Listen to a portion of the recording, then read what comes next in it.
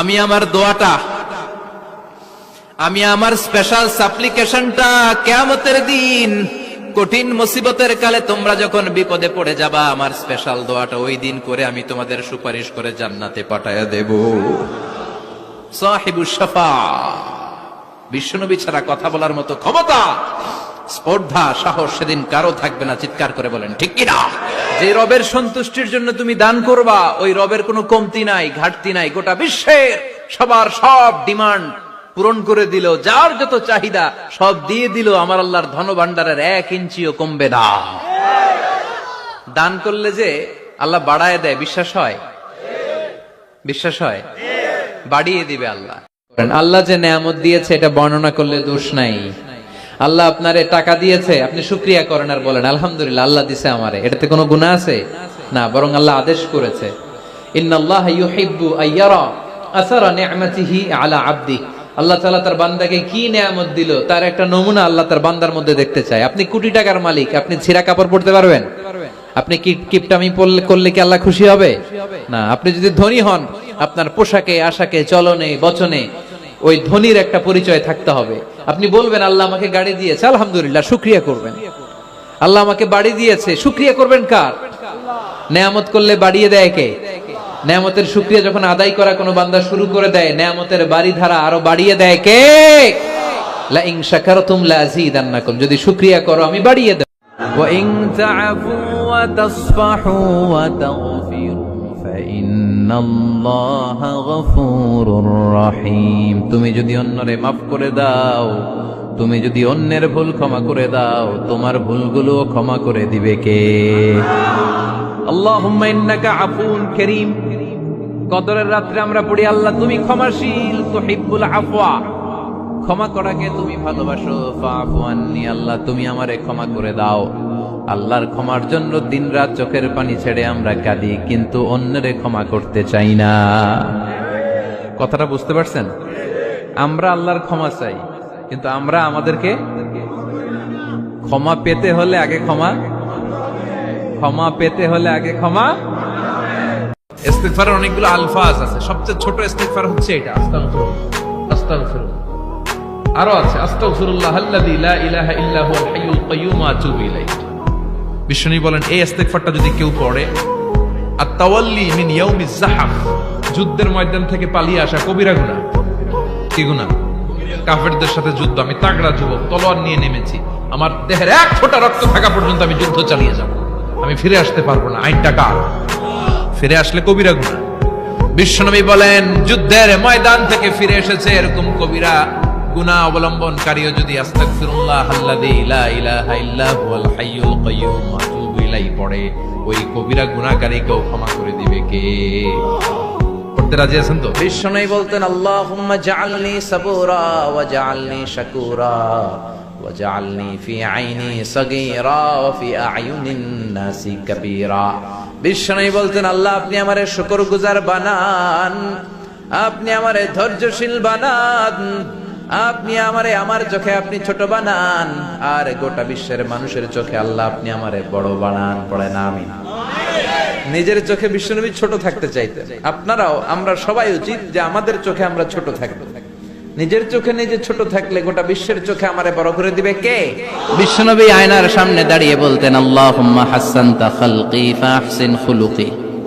ও আল্লাহ, আমার চেহারাটা যেমনি আপনি সুন্দর বানিয়েছেন, আমার হৃদয়টারেও সুন্দর করে দেন। What a attitude, what an attitude! কি অ্যাটিটিউড ছিল উনার! আমরা আয়নার সামনে সেজে পড়ে দাঁড়ালে চুলকে সাইজ করি, পাং করি, স্টাইল করে, ডিজাইন করি। বিশ্বনবী সুন্দর চেহারাটা নিয়ে যখন আয়নার সামনে দাঁড়াতেন বলতেন আল্লাহ আমার চেহারাটা যেমনি সাদা, হৃদয়টারেও সাদা করে দেন। কিছু মানুষ আছে চেহারা সাদা, হৃদয় কালো, আছে না নাই? আমাদের জীবনে বিপদ ঘটলেই আগে আমরা ফেসবুকে শেয়ার মারি। কথা কন, ফেসবুক আছে না নাই? এখন ছেলেপেলারা এগুলো খুব ইউজ করে, আর আমাদেরকে পেলেও আমাদের উপর নির্যাতন চালায়। সেলফির নির্যাতন। কিসের নির্যাতন? প্রতিদিন কত হাজার সেলফি যে তোলে, আর আইসাই হাত দুইটার এরকম বাঁকা করবে, কইরা এইভাবে সেলফি তোলে। আমি কই এটা কি স্টাইল? কয় গ্যাংনম স্টাইল। এইভাবে বাঁকা হয়ে সেলফি। কি স্টাইল? Gangnam style. তো এই সোশ্যাল প্ল্যাটফর্মগুলোকে আমাদের ইসলামের পক্ষে কাজে লাগাতে হবে। আমাদের প্রিয় শিল্পী মশিউর রহমান ভাই বললেন যে অ্যান্ড্রয়েড দিয়ে যেন আমরা ছেলে মেয়েদেরকে কোরআনের তেলাওয়াত শিখাই, ইসলামী সঙ্গীত শিখাই। এই অ্যান্ড্রয়েড যেন আমাদের চোখের জিনার কারণ না হয়ে যায়, এই অ্যান্ড্রয়েড ফোন যেন আমাদেরকে জাহান্নামী না বানায়।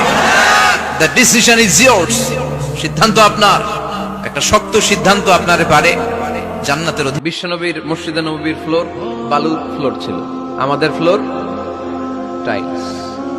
আল্লাহর হাবিব সাল্লাল্লাহু আলাইহি ইসলামের মসজিদে বালি নিচে, এই বালিতেই নামাজ পড়তেন। বৃষ্টি হলে কাদামাটি হয়ে যেত, কাদামাটিতেই সেজদা করতেন। সেজদা করলে কাদার মাটি আল্লাহর হাবিব সাল্লাল্লাহু আলাইহি ইসলামের নাকে আর কপালে লেগে যেত। তিনি সালাম ফিরিয়ে সাহাবাদের দিকে মুখ ফিরিয়ে বসলে দেখতেন প্রতিটা সাহাবীর নাকে আর কপালে কাদার মাটি মিশে আছে। তার মানে প্রিয় নবী সাল্লাল্লাহু আলাইহি ইসলামের মসজিদে নববী ছিল কাঁচা, কিন্তু মুসল্লি ছিল পাকা। আমাদের মসজিদগুলা হয়েছে পাকা, কিন্তু মুসল্লি কাঁচা। আল্লাহ রাসূল বললেন, আমার পরে কোনো নবীও নাই, রাসূলও নাই, তবে আমার পরে কেউ যদি নবী হতো, ওমর নবী হয়ে যেত।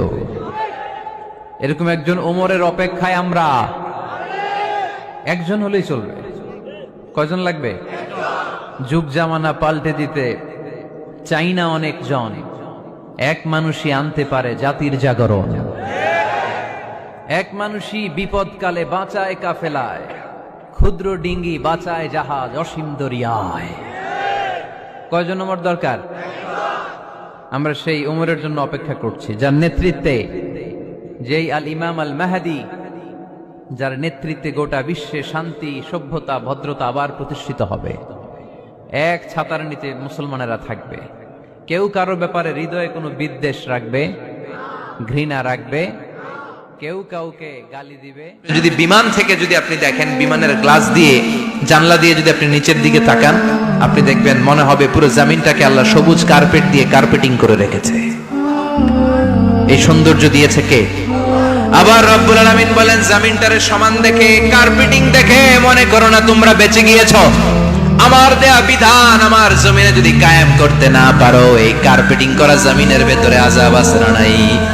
এই পুরো জমিনের ভেতরে আছে আগুন আর আগুন।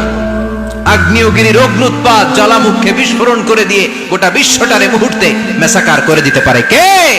হারামের সূচনাটাও হারাম। কোন বেগানা নারীর দিকে তাকিয়ে থাকা হারাম হওয়ার কথা ছিল না, কিন্তু যেহেতু এই তাকানোটা এক সময় জিনার দিকে নিতে পারে, তাই এই তাকানোটা কেউ হারাম করেছে কে? আন-নাযার, এই দৃষ্টিটা বড় ভয়ঙ্কর। আল্লাহর হাবিব সাল্লাল্লাহু আলাইহি ওয়াসাল্লাম বলেছেন, আন-নাযার সাহামুন মাসমুমুন মিন সিহামি ইবলিস। এই দৃষ্টি, লাগামহীন দৃষ্টি, শয়তানের বিষ মাখানো তীরবানের মধ্যে থেকে একটা ভয়ঙ্কর তীর। এই তীর দিয়ে শয়তান যুবকদেরকে কাবু করে ফেলে। ডাইরেক্টলি শারীরিক সম্পর্কের দিকে কেউ যায় না, প্রথমে বদনজর, প্রথমে কি কথা কয় না, গলার সাউন্ড এখন কমে আসছে, এখন বিপরীতে ঘা পড়তেছে, তো এখন আর সাউন্ড নাই। প্রথমে শুরু হয় কি দিয়ে? বদনজর, লাগামহীন নজর। তারপরে মুচকি হাসির বিতরণ, চোখে চোখে কথা হয়, আচ্ছা না নাই? হাসি বিতরণ হয়, মোবাইল নাম্বার আদান প্রদান হয়। প্রথম আকাশের চেয়ে দ্বিতীয় আকাশ কত বড় বলি। আপনার হাতের আংটিটা যদি সাহারা মরুভূমিতে আপনি ছড়ে ফেলে দেন, পুরো মরুভূমির তুলনায় আংটি যত ছোট, আল্লাহর দ্বিতীয় আসমানের তুলনায় আল্লাহর প্রথম আসমানটা ঠিক তত ছোট। একটার চেয়ে একটা বড়, একটার চেয়ে একটা বড়। সূর্য দেখে আমরা অবাক হয়ে যাই, 9,30,00,000 মাইল দূরে। এই পৃথিবীর চেয়ে 13 লক্ষ গুণ বড়। এটার সানশাইন, আলো আসতে পৃথিবীতে 8 মিনিট 18 সেকেন্ড লেগে যায়। রকমারি.com নাম শুনছো? বিক্রয়.com নাম শুনছো? ঘরে বসে বসে কোটি কোটি টাকা হাতিয়ে নিচ্ছে তারা, just they are selling their ideas. যেহেতু আমাদের চাকরি কম, ওই চাকরির বাজারে আমরা লাইন দিতে চাই না। আমাদের মেধাকে খাটিয়ে খাটিয়ে আমরা নতুন তরুণ উদ্যোক্তা বানাতে চাই। চিল্লায় বলো ঠিক কিনা? আবার অনেক মহিলারা পা ঢাকে না, পা কিন্তু পর্দার অন্তর্ভুক্ত। সব সময় মেয়েরা পা মোজা পরে বেরোতে হবে, পা দেখানো যাবে না। হাদিসে এসেছে শুধু হাত এতটুকু, পা কিন্তু পর্দার অন্তর্ভুক্ত। উম্মে সালামা বললেন, ইয়া রাসূলুল্লাহ, আমরা তো হাঁটতে গেলে অনেক সময় পা দেখা যায়। বিষ্ণু বললেন, তাই? তাহলে 1 বিঘত নিচ দিয়ে কাপড় বাড়াও। উম্মে সালামা বললেন, জোরে হাঁটলে তো তারপরে দেখা যাবে। বিষ্ণু বললেন, 1 হাত বাড়াও, ধুলাবালি সহ টানবা, তারপরও পায়ের 1 ইঞ্চি দেখানো যাবে। তাহলে ড্রেস কোডের প্রথম নিয়ম হচ্ছে পুরো দেহ ঢাকবেন। 2 নম্বরের নিয়ম, পোশাক ঢিলে ঢালা হবে না টাইট ফিটিং। আরো জোরে বলেন। আছি আমরা কোন জামানায়, লাজ শরম গেছে হারায়, পাতলা শাড়ির বাহার, পাখি ড্রেস লেহেঙ্গা, পোশাক দেখে নারীর লাজে মরে যাই, হায় হায়। আছি আমরা কোন জামানায়, লাজ শরম গেছে হার। একজন আর একজনের ভালোবেসে বলে আত্মহত্যা করে ফেলে, আছে না নাই? আছে না? আহা, সালমান শাহ মারা গেছে, এই দেশের কয়েকটা মেয়ে গলায় রশি দিয়ে আত্মহত্যা করছে, শুনছেন? আহা, অমুক সেলিব্রিটির কি হয়েছে, ছাদ থেকে লাফ দিয়ে পরে মাথা ফাটায় ফেলছে। একটা বাচ্চা যদি হিজড়া হয়ে জন্মায়, মা বাবা তার পরিচয় কারো কাছে দিতে চায় না, লজ্জা। এর স্কুলে ভর্তি করাইলে স্কুলের ফর্মে আছে ছেলে বা মেয়ে, এটার কোন জায়গায় দিবে? ছেলেতে না মেয়েতে? আহা, এজন্য এরাও সমাজে বিচ্ছিন্ন, আলাদা। এরা খুঁজতে থাকে, দেখে আমার মতো কে আছে, তখন এরা হিজড়া পাড়ায় চলে যায়, যে একসাথে থাকে একজনের নেতৃত্বে, বরের গাড়ি আটকায়, আর 5,000 টাকা দেয়, নাইলে তোর খবর আছে। আছে না নাই? নতুন বাচ্চা হইলেই কাঁথা শুকাইতে দেখলে ওরা যে হামলা করে, বাচ্চারা নিয়ে খেলাধুলা শুরু করে। তো ওদেরকে তো আমরা কর্মসংস্থানের ব্যবস্থা করি নাই তো আমরা। পৃথিবীর বিভিন্ন দেশে সুপার শপে দেখবেন হিজড়া, এটা খুবই ন্যাচারাল। আমারও একটা সন্তান হিজড়া হইতে পারে না? আপনার একটা সন্তান, ছেলে মেয়ে কোনোটা না হইয়া হিজড়া হইতে পারে না? আমি যে ছেলে হইছি কার ইচ্ছায়? আমার বোন যে মেয়ে হইছে কার ইচ্ছায়? হিজড়া রাজে হিজড়া হয়ে দুনিয়ায় আসলো, এটাও একজন মহিলা নেকাব পড়া দেখেই সাহাবারা মুখটা ঘুরিয়ে দ্রুত চলে যেতে লাগলেন। বিশ্বনবী বললেন, এই হ্যালো রিসলিকুমা, দাঁড়াও। বুখারীর বই। বিশ্বনবী ওখানে গেলেন, যে বললেন সাহাবারা আসসালামু আলাইকুম। ওয়া আলাইকুম আসসালাম। ইন্নাহা উম্মুকুম সাফিয়া, ওই যে পর্দার আড়ালে একটা মহিলার সাথে আমারে বসা দেখছো, এটা তোমাদের মা, আমার স্ত্রী সাফিয়া। সাহাবারা বললেন, সুবহানাল্লাহ, ইয়া রাসূলুল্লাহ, আপনি এটার ব্যাখ্যা দিতে এসেছেন কেন আমাদের কাছে? আমরা কি কিছু মনে করেছি নাকি? আপনি কোন মহিলার সাথে বসা মানে তো আমাদের আম্মা জানের সাথেই বসা। বিষ্ণু বললেন, না তোমরা মনে করো নাই, কিন্তু কিছুক্ষণ পর শয়তান তোমাদের হৃদয়ে খুঁতখুঁতানি ঢুকায় দিবে।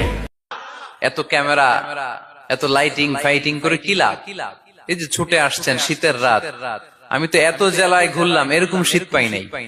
আপনাদের লক্ষ্মীপুরে যে শীত, মাশাআল্লাহ, আমি গাড়ি থেকে বেরোই কাঁপতে শুরু করছি, খুব ঠান্ডা লাগতেছিল আমার কাছে।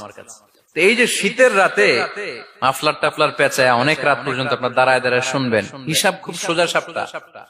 মোত্তাকি হয়ে ফিরে যেতে চাই, জীবন পাল্টাতে চাই, সময় নষ্ট করতে আসি নাই।